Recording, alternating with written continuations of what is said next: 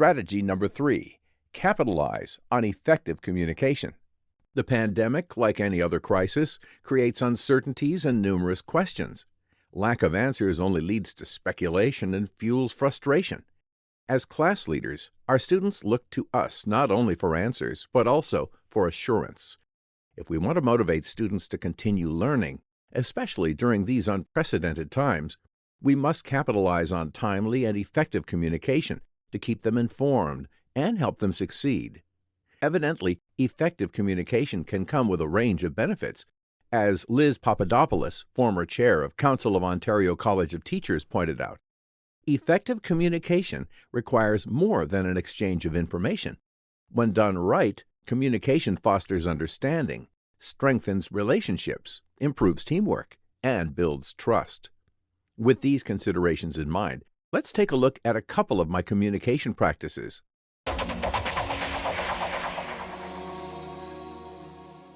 Make contact information easily accessible. Under normal circumstances, my contact information will include my name, email address, work number, and office hours. During these unprecedented times, I include my personal Zoom meeting ID and a link to my calendar in case students want to schedule an appointment to meet me outside of my office hours, and my cell number. My goal is simply to assure students that the professor is accessible. Although I make every effort to get back to students as soon as possible, they need to know when they can expect a reply to their question. An email could end up in the spam folder or mysteriously blast off to somewhere in cyberspace. I once sent an email to a friend who received it almost a year later. Therefore, I encourage my students to contact me again using a different media if they don't receive a reply within 24 hours. If I need to research an answer, I'll let students know that I have received their message and will be in touch by a certain time. With regards to the cell phone, I don't recommend including your personal number in your contact information if you don't feel comfortable doing so. I like to include my cell phone number in case students need immediate response. I do let them know that I may not always answer my phone, but they can also leave a voicemail or send a text message. The contact information must be more accessible than just being included in the syllabus. I like to have my contact information at the top of the course homepage in the learning management system.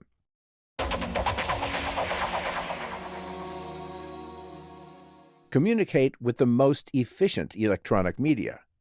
When a student contacts me electronically with a question, I carefully analyze the question based on my experience with the topic to determine exactly what the student needs.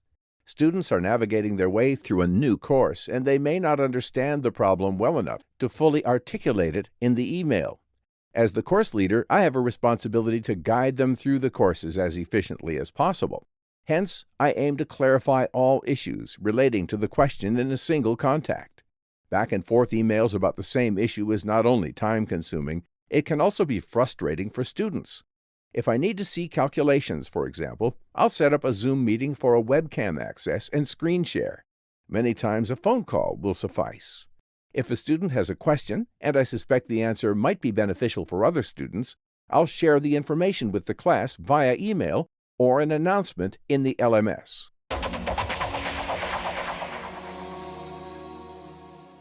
Communicate expectations on day one.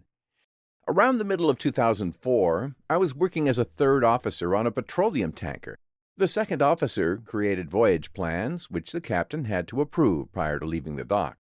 Ship pilots, who are merchant mariners with extensive local navigation knowledge of a specific confined and often congested waterway, were required to guide us into or out of ports.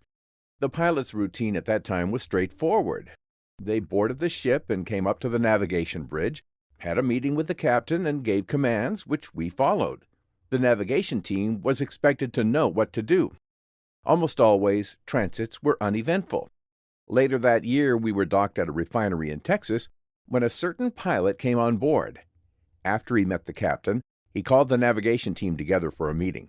The pilot used the navigation charts to break down his plan to get us through the Houston ship channel and out to the sea buoy. He pointed out potential hazards and gave us an overview of expected inbound and outbound ship traffic. Basically, he briefed us on what to expect during the transit and what he expected from each member of the navigation team. I felt empowered, not only because I now had a better understanding of the transit plan, but also because the pilot affirmed what was expected of me to contribute to the success of the plan. The pilot briefing taught me the importance of laying out the plan before managing expectations to successfully execute it. Thus, on the first day of class, I start by showing students my detailed plan to get them through the course. Next, I break down my explicit expectations into 3 parts: what students can expect from the course, what they can expect from me, and what I expect from them. These expectations are measurable guidelines to help my students and me in making the informed decisions required for successful course completion. I assure my students that learning celestial navigation is like learning to ride a bicycle, challenging at first, but once learned, you never really forget it.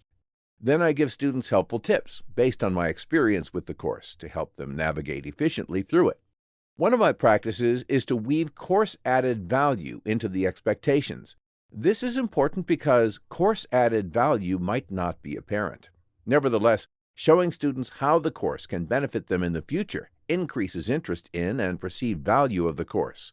For example, the U.S. Coast Guard Merchant Mariner license exams include a celestial navigation section for ocean-going deck officer candidates, which requires a minimum score of 80% to pass. Finally, we have to be mindful of the fact that people forget. Use timely emails, announcements, and calendar events in the LMS to remind students of expectations.